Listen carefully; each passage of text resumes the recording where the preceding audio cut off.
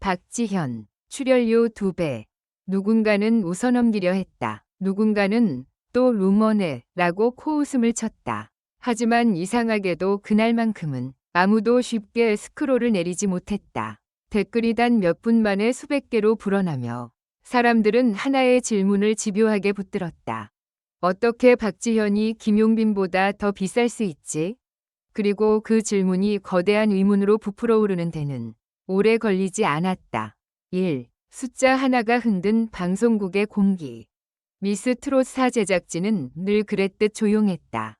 보도자료도 없었고 공식 입장도 없었다. 하지만 침묵이 길어질수록 소문은 더 단단해졌다. 사람들은 누군가 흘린 출연료 리스트가 진짜인지 가짜인지 가늠하려고 그 안의 문장들을 확대해서 읽었다. 그리고 마치 퍼즐처럼 서로 다른 조각들이 맞물리기 시작했다. 어떤 이는 현장 스태프 지인이 말했다 고 했고, 어떤 이는 섭외 전화 돌 때부터 분위기가 다르더라 고 했다. 심지어 광고 단가도 함께 움직였다는 이야기까지 흘러나왔다. 그날 오후 한 방송 관계자가 익명으로 남긴 짧은 한마디가 불을 붙였다. 출연료는 출연료만이 아니다. 사람들은 그 문장을 곱씹었다. 출연료가 돈만을 의미하지 않는다면 그 안에는 무엇이 더 들어있는 걸까? 2. 비싼 사람은 효율이 좋은 사람일 때 만들어진다. 대중이 간과하는 진실이 있다. 방송국이 한 사람에게 큰 돈을 쓰는 이유는 단 하나. 인기만이 아니다. 인기란 변덕스럽다. 오늘 1등이 내일도 1등이란 보장이 없다. 제작진은 인기보다 더 확실한 것을 본다. 바로 효율이다. 방송이 나간 뒤 검색어가 얼마나 오르는가. 클립 영상 조회수가 얼마나 빠르게 터지는가. 광고주가 그 사람과 같은 화면에 붙고 싶다고 말하는가. 논란이 생겨도 프로그램 전체를 살리는 방향으로 흘러가는가. 이 모든 걸 합쳐 제작진은 냉정하게 계산한다. 그리고 그 계산이 박지현에게 유리하게 작동했다는 말이 점점 설득력을 얻기 시작했다. 그때부터 사람들은 출연료 2배라는 자극적인 숫자를 넘어 더 무서운 질문으로 이동했다. 박지현은 무엇을 갖고 있길래? 3. 첫 번째 반전. 출연료의 액수보다 더 중요한 항목. 사람들이 놓친 부분은 출연료가 단순히 회당 얼마로 끝나는 계약이 아니라는 점이다. 업계에서는 출연 계약서에 보통 이런 항목들이 붙는다. 회차별 출연료, 리허설, 사전 녹화 비용, 스케줄 조정 비용, 홍보 참여 의무, 유튜브 SNS 라디오 라이브, 프로그램 외부 이벤트, 팬미팅, 공개방송 등, 즉 표면에 보이는 숫자만큼이나 중요한 게 조건이다. 그리고 여기서 첫 번째 반전이 터졌다. 소문 속 2배는 단순한 출연료가 아니라 프로그램 전체 패키지 참여 비용을 포함한 금액이라는 말이 나왔던 것이다. 만약 이게 사실이라면 박지현은 단순 출연자가 아니라 프로그램의 추진 엔진 역할까지 요구받았다는 뜻이 된다. 그러면 출연료가 뛰는 건 오히려 자연스러운 흐름이 된다. 하지만 대중은 아직 납득하지 못했다. 그래도 김용빈보다? 그래도 안성훈보다? 그때 더 큰 반전이 찾아왔다. 4. 두 번째 반전. 박지현은 비싸서 섭외된 게 아니다. 사람들이 상상하는 섭외 과정은 단순하다. 제작진이 부른다. 오른쪽 화살표 출연료를 제시한다. 오른쪽 화살표 계약한다. 그런데 현실은 정반대일 때가 많다. 출연자 측이 먼저 조건을 내건다.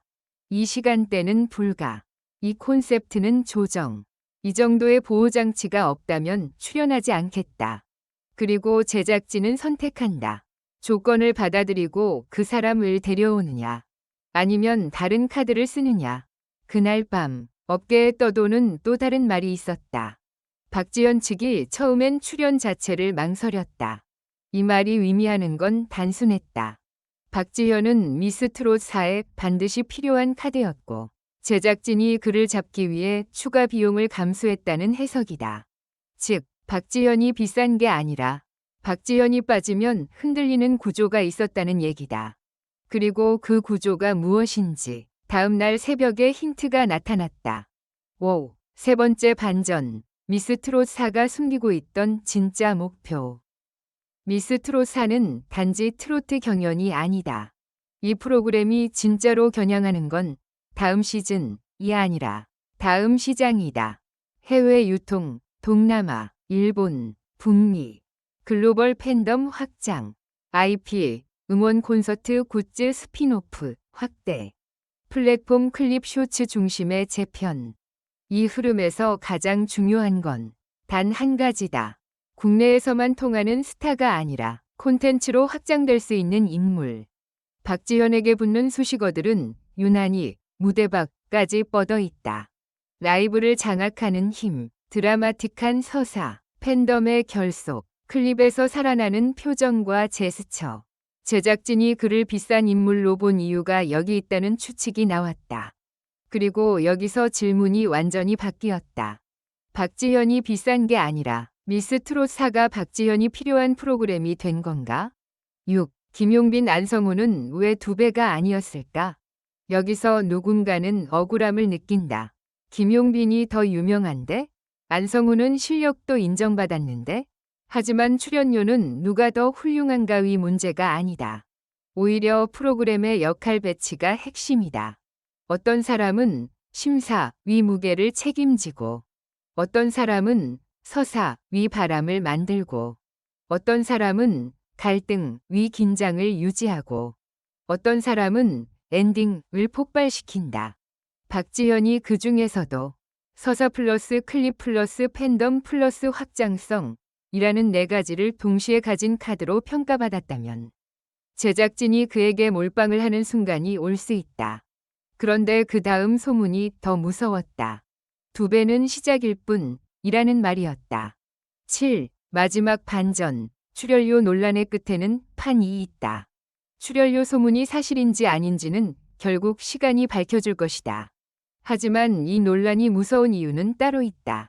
사람들이 지금 분노하는 대상은 출연료처럼 보이지만 실은 그 뒤에 숨은 판의 변화를 직감하고 있기 때문이다.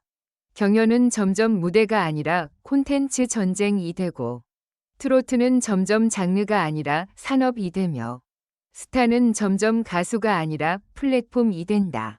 그렇다면 박지현이 김용빈보다 비싸다는 말은 개인의 우열을 말하는 게 아니라 새로운 기준이 등장했다는 신호일 수 있다.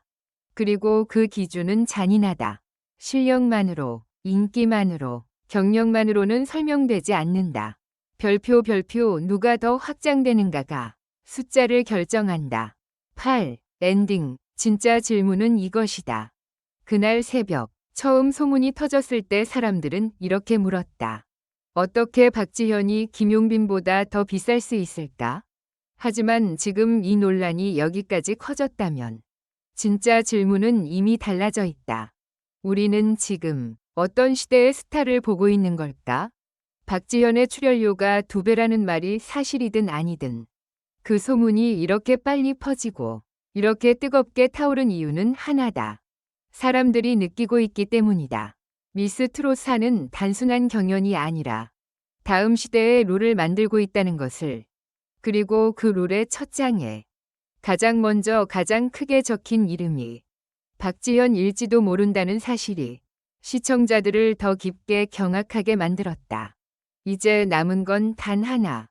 방송이 시작되는 순간 누가 무대를 지배하는지, 그리고 그 지배가 출연료 논란을 잠재울 만큼 압도적인지 우리는 그 답을 화면 속에서 확인하게 될 것이다. 하지만 한 가지는 확실하다. 이미 판은 흔들렸고 숫자는 공포처럼 남아 우리에게 속삭이고 있다. 비싼 건 사람이 아니라 시대다.